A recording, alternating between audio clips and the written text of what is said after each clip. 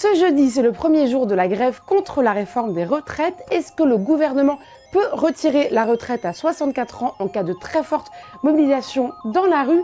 Eh bien, ça dépend à quel moment de l'histoire on regarde les choses. On remonte un peu dans le temps. On est en 1995. À l'époque, c'est Alain Juppé qui est le Premier ministre et il veut lancer une grande réforme des retraites pour aligner la retraite des fonctionnaires sur celle des salariés du privé.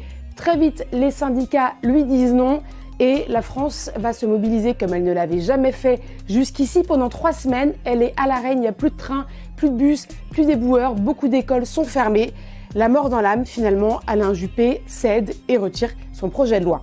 Un peu plus proche de nous, on est en 2006, c'est la loi pour le CPE, le contrat de travail première embauche. Là, c'est Dominique de Villepin qui porte la réforme et très vite, une fois encore, ça va mobiliser très fortement avec les syndicats étudiants. Dominique de Villepin il tient encore, la loi est même adoptée, mais la mobilisation dans la rue ne faiblit pas et Jacques Chirac lui demande finalement de retirer le CPE.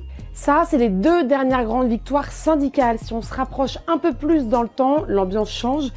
On est en 2010, c'est encore une réforme des retraites. Là, c'est Éric Woerth, qui est ministre du Travail, qui la défend.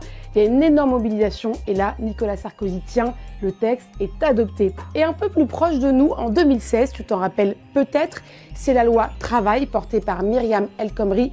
Là encore, il y a beaucoup de mobilisation, beaucoup de grèves dans la rue, mais ça tient. Manuel Valls, qui à l'époque est le Premier ministre, va jusqu'au bout. Autant dire qu'on ne sait pas vraiment ce qui va se passer dans les prochaines semaines pour la réforme des retraites. C'est maintenant entre les mains du gouvernement.